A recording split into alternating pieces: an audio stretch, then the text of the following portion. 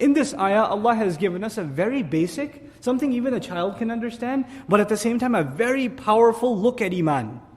Iman itself. Iman is the most basic thing, right? For any Muslim, any believer, Iman is the most basic thing. But Allah has given us this worldview that comes from Iman that is life-changing.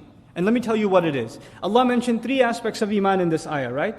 He mentioned, Man amana billahi wal yawmil akhiri wa amila salihan. These were the 3 things that were mentioned to be successful in the next life. La khawfun alayhim wa la hum yahzanun. Now listen to this.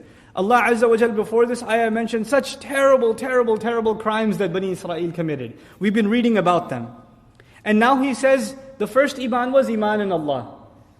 A necessary consequence of believing in Allah is that you will definitely believe in the next life. It's a consequence of believing in Allah. If you don't believe in Allah, then it's very difficult for you to accept that there is a life after this one. But if you believe in Allah, a logical consequence of that is the afterlife. How so? If you believe in Allah, don't you and I believe everything He does is perfect? Flawless, right?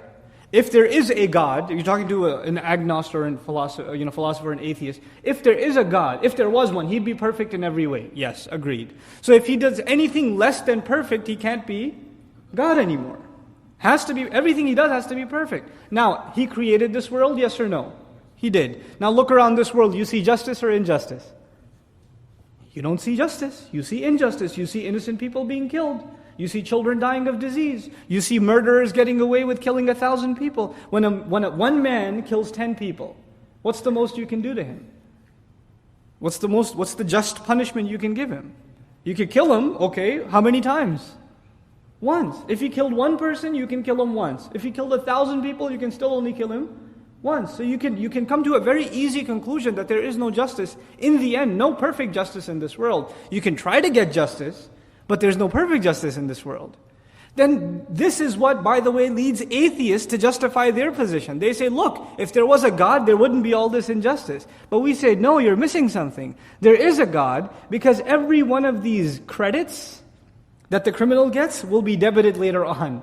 And every one of these debits will be credited later on. No crime went unnoticed. Nothing is off record. Everything is being kept track of. And anything that you suffered here that you didn't get compensated for, you will get paid for it. What is that thing called? It's called the last day.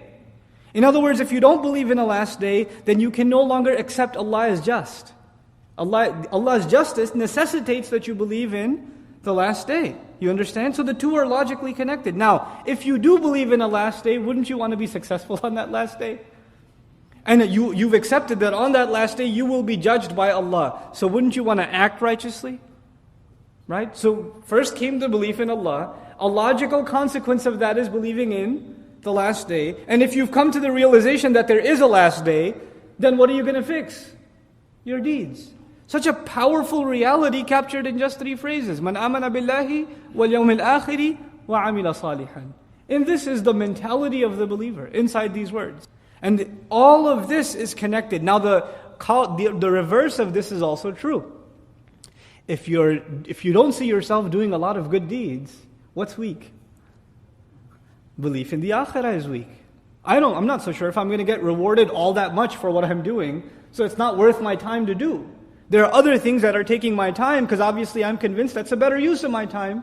In other words, when you don't see yourself convinced of doing good deeds, it's actually not a weakness in being good, it's a weakness in believing in the afterlife. You're not getting enough reminder or reinforcement about the next life.